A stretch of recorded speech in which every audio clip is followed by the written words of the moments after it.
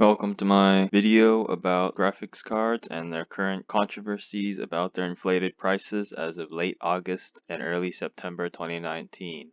My name is Mark, and my apologies for being late. I planned to do this video probably like a week ago, but work got busy, so couldn't do it then. Alright. Recently, I watched intriguing commentaries on YouTube about graphics cards and CPUs, and the first ones were from Cortex. I discovered him while I was surfing the web, just killing some time, reading the news and whatnot. He talks a lot about the future of technology, AMD's new Ryzen 3000 series CPUs that came out on July 7th, as well as their Radeon RX 5700 and 5700 XT graphics cards.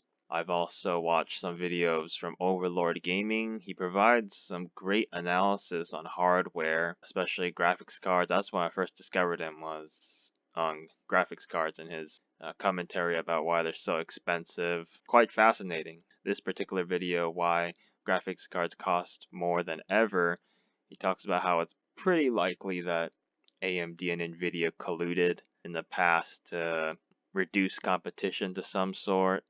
Because if you watch the video, he goes in depth about how back in the day the competition was pretty much on a suicidal level where they would undercut each other. Although AMD would be the undercutter most of the time. It hurt, the company's profitabilities. But I don't want to get too much into that. Anyway, it's fascinating. He does some pretty good content. And then there's Moore's Law is Dead. He talks about how, AMD is probably going to be killing it for quite a bit. They're going to be ruling the CPU space until Intel can come out with something stronger than what they have now. And Nvidia, will still do well for the most part in terms of the high end until AMD can come out with something. And then Good Old Gamer, he talks about things, as well as hardware, but he's more of a people's person type of perspective, whereas like the average person's expectations and graphics cards and whatnot. But he does some pretty good content about graphics cards. That's why I liked it. I like to watch his videos. Also, in the past 2 years, I've watched a lot of videos from like Gamers Nexus and Jay's 2 Cents, the crypto mining boom, and they covered 2017 to 2018. The cryptocurrency mining boom affected the prices of consumer graphics cards, which were a cost-effective method of crunching numbers to mine cryptocurrencies such as Bitcoin. By early 2018, the cryptocurrency market led by Bitcoin crashed from its peak, and as a result, graphics cards prices started to drop. Because if you followed graphics card prices, good lord, there are MSRPs that were pretty much double on some cards, especially AMD cards were quite popular. So the MSRPs were pretty much double for the sales price. So that's pretty crazy. But yeah, let me see if I can pull up a Vega 56 card. It peaked at $959.99. Now that is what you call crazy. That was a crypto mining boom. But unfortunately now the graphics card market's still kind of pricey because of Nvidia's RTX line of graphics cards. But we should cover the basics first.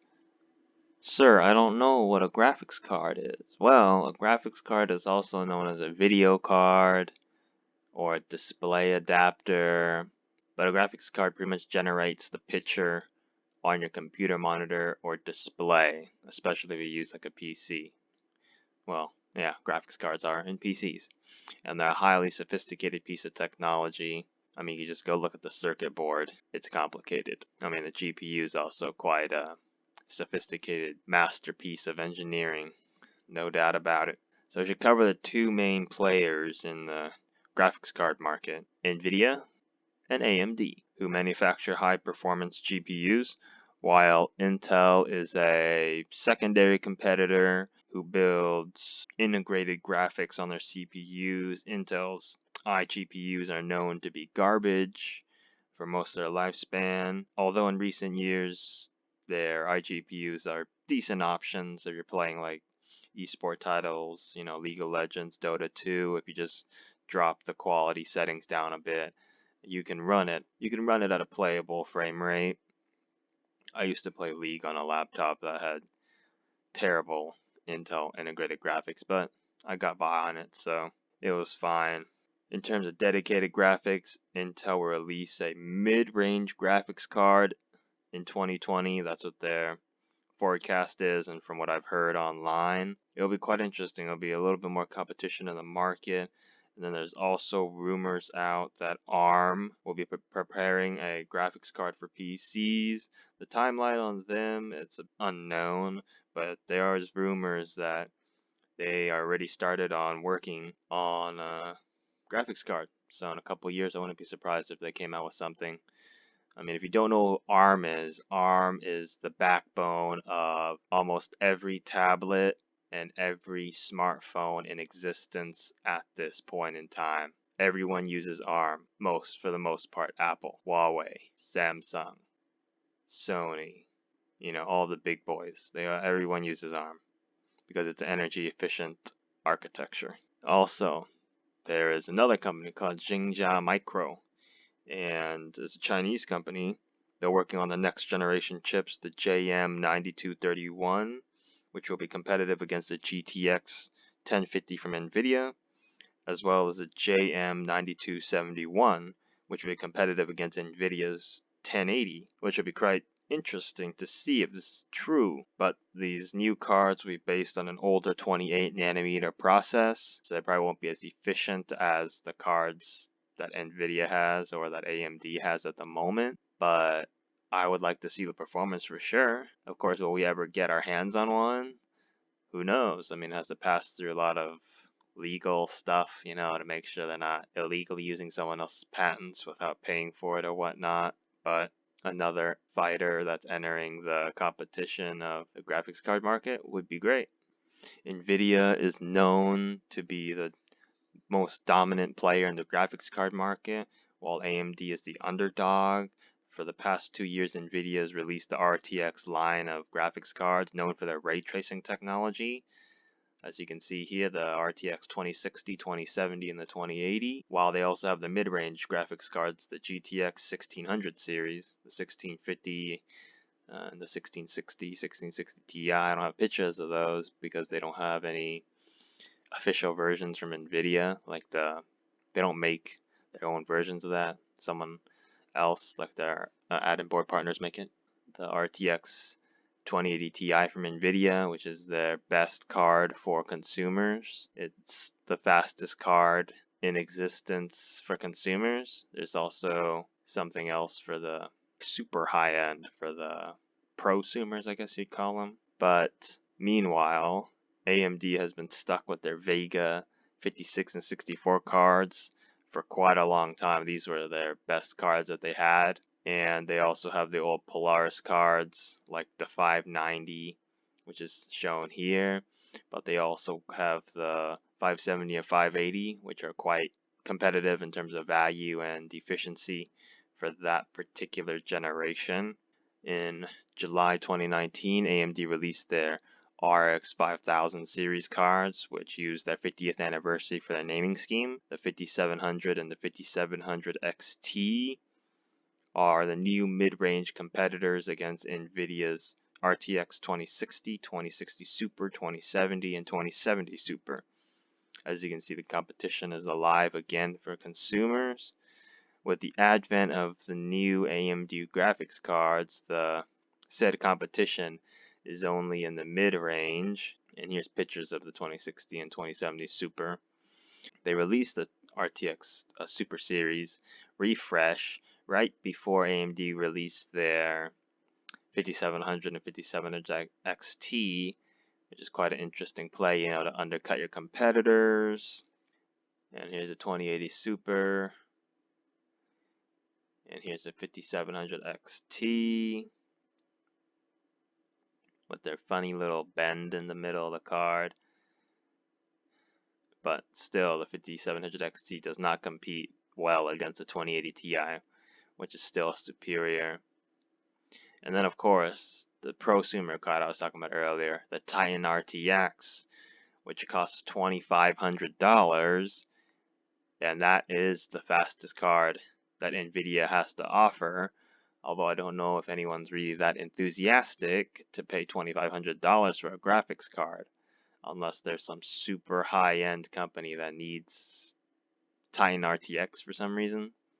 But hey, when you need to use it and it's for work, you're probably going to have to buy it. Now, the whole mid-range business I put in quotes because the old mid-range price point is shifted up. For example, I bought a MSI RX 580 Armor 8GB OC for $189 last year in November 2018. And I got a $20 mail-in rebate on it, so that's why it was so cheap. And in early September 2019, you can find RX 580s, 590s with 8 gigs of GDDR5 VRAM for the low 200s, like 200, 220 area. I mean, I could never blow more than $300 on a graphics card unless I had like something close to a six-figure income because, I mean, let's be realistic here. There's a lot of money to spend on other things, something I've learned the hard way in life. And the two exceptions where I would spend more would be if there's a collectible end-of-life graphics card like the last RX Vega 56s, brand new of course, or a once-in-a-generation super card like the NVIDIA 1080 Ti, but then again that was way above my price point. It's pretty expensive even back then. I believe it was like $800, probably be around 800 something. If NVIDIA threw it out at 800, the add-in board partners would make it more expensive. But anyway, that card for its time was amazing, and the 1080 Ti still is fairly competitive in today's workloads, or gaming workloads, surprisingly, because it was just a monster that they built back then. They overshot it, I guess. They made a too powerful card. But otherwise, I would never spend more than 300. So in the pre-NVIDIA RTX days, I'd estimate the price range would be around 150 to 300 for the mid-range price bracket, but of course that has changed. With NVIDIA's mid-range cards, the non-RTX ones like the GTX 1660, which is priced around 230 to 250, as well as the 300 plus 1660 Ti's. I mean, that would pretty much be the representation of the mid-range nowadays. And, give or take, I would say the mid-range is now going to be around 250 to 500. Pretty big price jump, I know, but nowadays it seems like the graphics card makers are kind of hitting that range. Although, AMD's new cards that they came out with, the reference versions, the 5700, $349.99. the 5700 XT is $399.99. add-in board partner versions like from Sapphire, MSI, Power Color, and those guys, they'll charge a premium because they're putting on, better coolers and souping up the heat sinks and whatnot. Okay, and then at the high end, the NVIDIA's RTX 2080, 2080 Super, 2080 Ti's are more or less untouchable for the most part. AMD's best high-end card before 5700 XT rolled out was the Radeon 7, which is a 7 nanometer Vega card. It was extremely power hungry, as you can see with those two 8-pin connectors there on the top right of the card. It was declared end of life in late August 2019 by the third parties at $699. The Vega 7 was extremely expensive due to the 16 gigabytes of HBM2 memory, which provided an insane 1024 gigabyte or 1 terabyte memory bandwidth. And I've read sources that said that HBM2 cost around $300 to $400. I mean, that stuff's not cheap. So AMD had no choice but to, price it high because the RAM was super expensive. Okay, we will now have a Football Manager 2019 gameplay behind the video instead of the boring PowerPoint. Okay. In gaming benchmarks, on average, the 5700 XT's performance reached or surpassed the Radeon 7 in 1080p, 1440p gaming. In contrast, the Radeon 7's a compute monster. It's meant to be, used in servers or in something that requires a lot of processing power that's not for gaming. You can find the data where I've made all this conclusions from Gamers Nexus and Hardware Unboxed, where these sites provide the most thorough analysis of graphics cards. In terms of the articles or written text, if you want to read, it's also great to go to Gamers Nexus, TechSpot, and Guru 3D. Okay, so I gave an overview of the graphics card and spoke about what some people don't know about or do know about. And you're all here wondering, why have I watched all this? You might have a lot of questions. Why are graphics cards so expensive? If you are, someone who builds PCs or upgrades them, you'll be in the water for this. What are Nvidia and AMD doing with these high prices? How are we gonna buy decent high performance graphics cards? Why should I buy these new mid-range cards, which are historically terrible price to performance? Well, one of the main reasons is R&D, research and development. The cost of R&D is extreme and is ultimately borne by the end user or the consumer. And usually early adopters will eat this cost. Especially with the new TSMC 7nm process, it's highly sophisticated. It's only been out for 2 years since its inception, probably something around that time, I think. And AMD can legitimate the higher than average historical cost of their mid-range cards, the 5700 and the 5700 XT. The yields are not particularly high, most likely because it's a new node and TSMC has to work on it. TSMC is a fabrication company, Taiwan Semiconductor Manufacturing Company. AMD will be holding a lot of GPUs that have defects and that are not usable at that specific performance tier, so they'll probably keep it around for hopefully for the lower end versions of Navi. Another valid reason would be the end of an era of unbridled competition of graphics cards. It's over. That era is done and dusted. It's pretty clear that that era is gone because it's been years since AMD's actually tried to compete with Nvidia head to head at the high end, and that has not happened. So in my opinion, the main reason why the graphics cards are so expensive is the tariffs. No one mentions this anymore, but the tariffs are from the United States, the Donald Trump's administration, where they've hiked tariffs on everything from aluminum, steel, to high tech. And, China's being hit pretty hard. Well, where does all our technology come from? Mostly comes from China. So, why is it so expensive? Well, if you think about it this way, right now it's, I believe, a 10% tariff. And any day now, Trump could just change it to 25% whenever he wanted to. But they're in trade negotiations, so most likely they won't do that.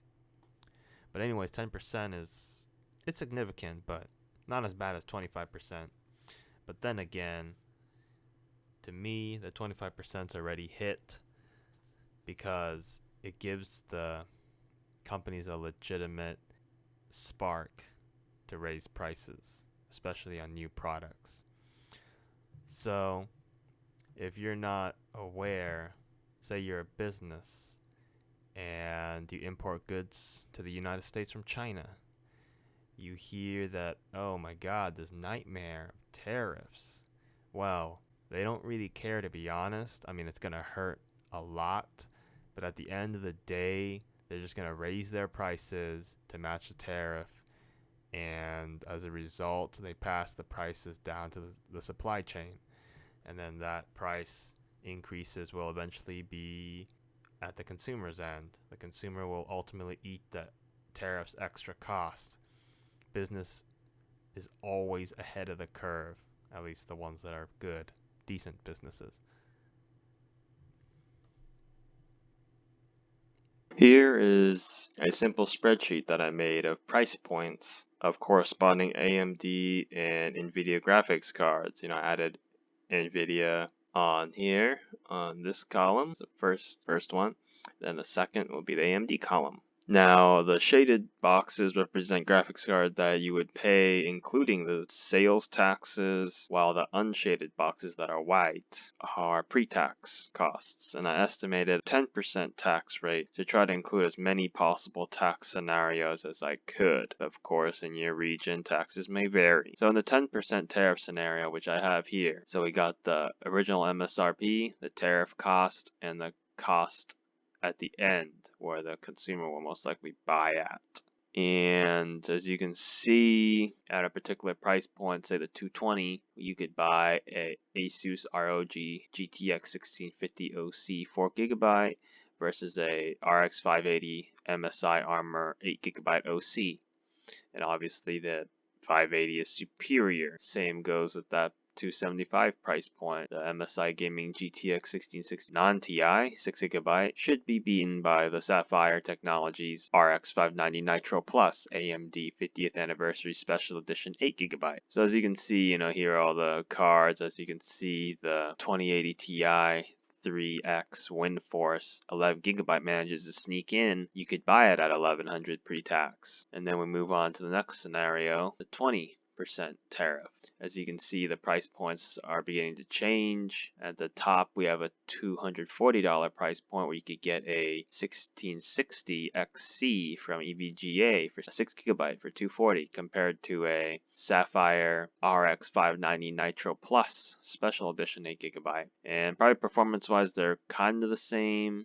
1660 could probably beat a 590. Of course, look at benchmarks. It'll be a telling story. For $300, you get a 1660 Ti, 6GB from MSI. While I didn't put anything here because in that particular price point, nothing really beats the 590 until you get to like 360 for the Gigabyte RX Vega 56 Gaming OC. For 360, you could get that with tax, so it's a pretty good deal. And as you can see, you move down the stack, we have the 5700. You can buy at the 420 price point compared to a 2060 Super. I would obviously get the 5700 Pulse for that. And then we have the 5700 XT here from Sapphire. It's a reference model against a 2070. 5700 XT should be able to beat that. And then at the bottom, the best card at the moment is the Radeon 7 in terms of, price point. It's the highest one for $699. Of course, this is the cost $780 because I included tax. So you would get that for $780 with tax. So that's one good part about that. But of course, all these prices are contingent that there's no discounts and mail-in rebates from the resellers. But of course, it's highly likely that in the holiday season, we should be able to get some discounts. But of course, if you want to see the real ugly one, which would be the 25% tariff, as you can see at the high end, we fit in 4 2080 Ti's, each at different price points. Now that's what you call scary. As you can see, AMD's, it doesn't really matter because their cards are at the mid to low end because most consumers will shop at the mid-range, but NVIDIA holds the king in terms of they got the best high-end cards in the 2080 and the 2080 Super and the 2080 Ti. But nonetheless, good to look at this type of stuff. Got to see the price points and the real cost, if there was a 25% tariff, something that used to be, $200 is now $250. Kind of a big deal, I'd say. And as you move up, it just gets uglier and uglier. Our Vega 64 for